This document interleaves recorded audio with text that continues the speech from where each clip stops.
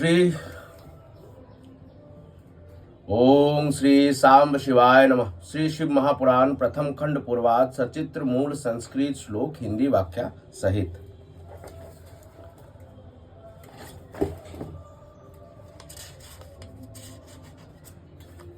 नमस्कार। आज मैं श्री शिव महापुराण के अंतर्गत जो द्वितीय रुद्र संहिता है उसका जो सतीखंड है, सतीखंड में जो दूसरा सतीखंड है उसका 43वें अध्याय का पाठ करने जा रहा हूं। और शायद ये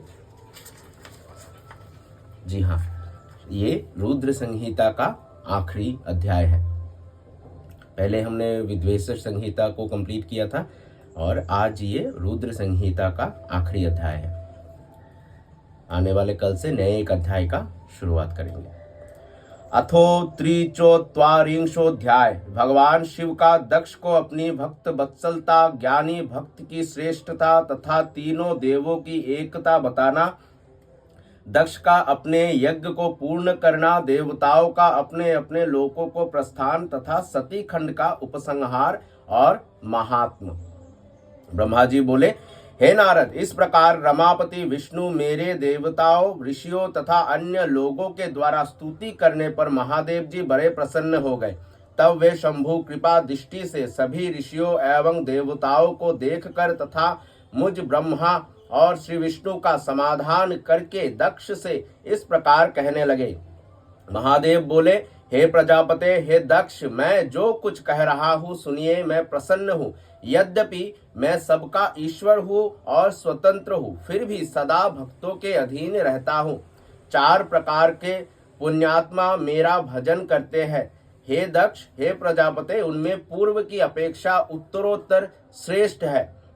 उनमें आर्त, जिज्ञासु, अर्थार्थी और चौथा ज्ञानी है। पहले के 3 तो सामान्य भक्त है और चौथा विशिष्ट महत्व का है। उनमें चौथा ज्ञानी ही मुझे अधिक प्रिय है और वो मेरा रूप माना गया है। उससे बढ़कर दूसरा कोई मुझे प्रिय नहीं है। मैं सत्य सत्य कह रहा हूँ। वेद वेदांत के पारगामी विद्वान ही मुझ आत्मज्ञानी को ज्ञान के द्वारा जान सकते हैं। अल्प बुद्धि वाले ही ज्ञान के बिना मुझे प्राप्त करने का प्रयत्न करते हैं।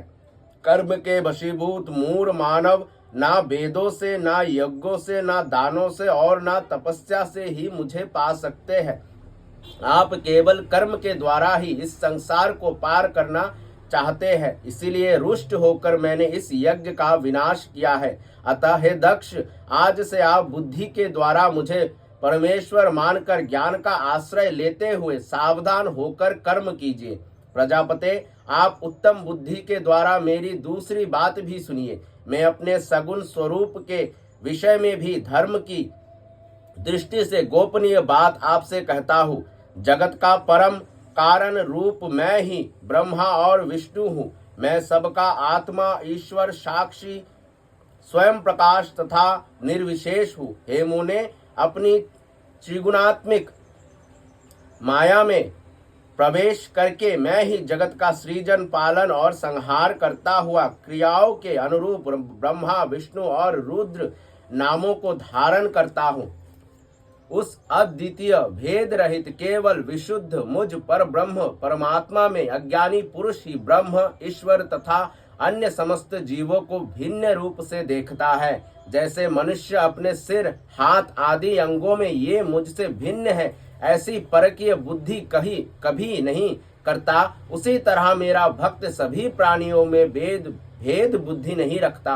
हे दक्ष, सभी भूतों के आत्म स्वरूप तथा एक ही भाव वाले ब्रह्मा, विष्णु और मुझ शिव, इन तीनों देवताओं में जो भेद नहीं देखता वही शांति प्राप्त करता है। जो नराधम तीनों देवताओं में भेद बुद्धि रखता है वो निश्चय ही जब तक चंद्रमा और तारे रहते हैं तब तक नरक में निवास करता है। मुझ में परायण होकर जो बुद्धिमान मनुष्य सभी देवताओं की पूजा करता है उसे इस प्रकार का ज्ञान हो जाता है जिससे उसकी शाश्वती मुक्ति हो जाती है। विधाता की भक्ति के बिना विष्णु की भक्ति नहीं हो सकती और विष्णु के भक्ति के बिना मेरी भक्ति कभी नहीं हो सकती है।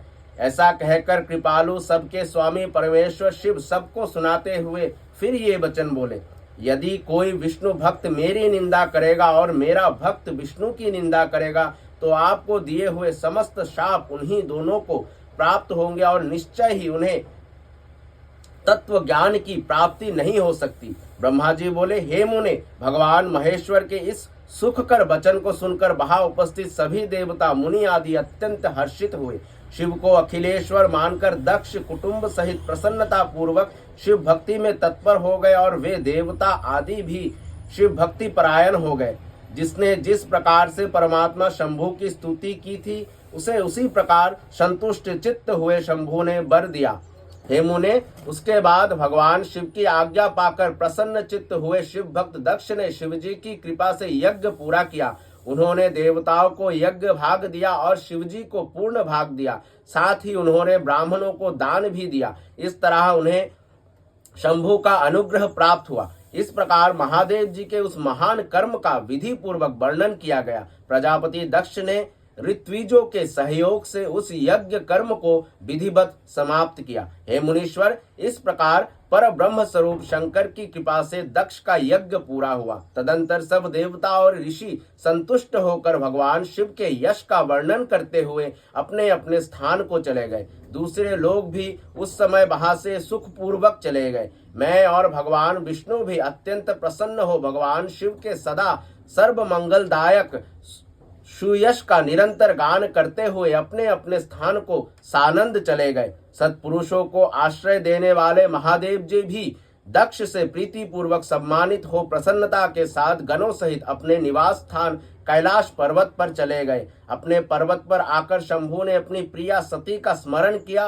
और प्रधान गणों से वो कथा कही।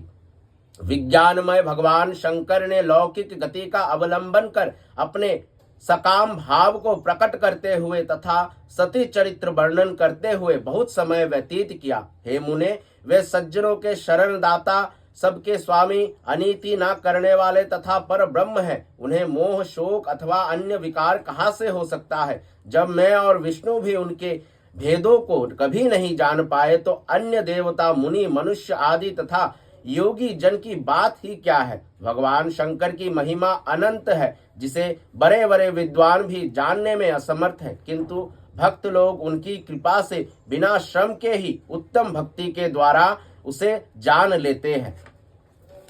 परमात्मा शिव में एक भी विकार नहीं है, किंतु लोक परायण वे सगुण रूप धारण कर अपना चरित्र लोगों को दिखाते हैं। हे मुने, जिसे पढ़कर और सुनकर सभी लोगों में बुद्धिमान वो व्यक्ति इस लोक में उत्तम सुख एवं अंत में दिव्य सद्गति प्राप्त कर लेता है। इस प्रकार दक्ष कन्या सती यज्ञ में अपने शरीर को त्याग कर फिर हिमालय की पत्नी मेना के गर्भ से उत्पन्न हुई, ये बात प्रसिद्ध ही है। तत्पश्चात वहां तपस्या करके गौरी शिवा ने भगवान शिव का पति रूप में वर्ण किया। वे उनकी वाम अर्धांगिनी होकर अद्भुत लीलाएं करने लगी। हे नारद, इस प्रकार मैंने आपसे सती के परम अद्भुत चरित्र का वर्णन किया, जो भोग मोक्ष को देने वाला, दिव्य तथा संपूर्ण कामनाओं को पूर्ण करने वाला है। ये आख्यान कालुष्य रहित, पवित्र, दूसरों को पवित्र करने वाला, स्वर्ग की प्राप्ति कराने वाला और पुत्र पौत्र रूप फल प्रदान करने वाला है। हे तात, जो भक्तिमान पुरुष भक्ति भाव से इसे सुनता है और अन्य मनुष्य को सुनाता है, वो इस लोक में संपूर्ण कर्मों का फल पाकर परलोक में परम गति प्राप्त करता है। जो इस शुभ आख्यान को पढ़ता है अथवा पढ़ाता है, वो भी समस्त सुखों का उपभोग करके अंत में मोक्ष प्राप्त करता है। इस प्रकार श्री शिव महापुराण के अंतर्गत द्वितीय रुद्र संहिता के द्वितीय सती खंड में दक्ष यज्ञ के अनुसंधान का वर्णन नामक 43वां अध्याय पूर्ण हुआ। इति श्री शिव महापुराणे द्वितीय रुद्र संहिताया द्वितीय सती खंड समाप्त। तो जो विद्वेश्वर संहिता था वो थोड़ा छोटा था, जो रुद्र संहिता है थोड़ा बहुत बड़ा था। इसमें कुल मिलाकर के 43 अध्याय हैं। तो आज हमने इसे कंप्लीट कर लिया है। कल से मैं श्री शिव महापुराण द्वितीया रुद्र संहिता तृतीय पार्वती खंड, अच्छा रुद्र संहिता तो खत्म हो चुका है।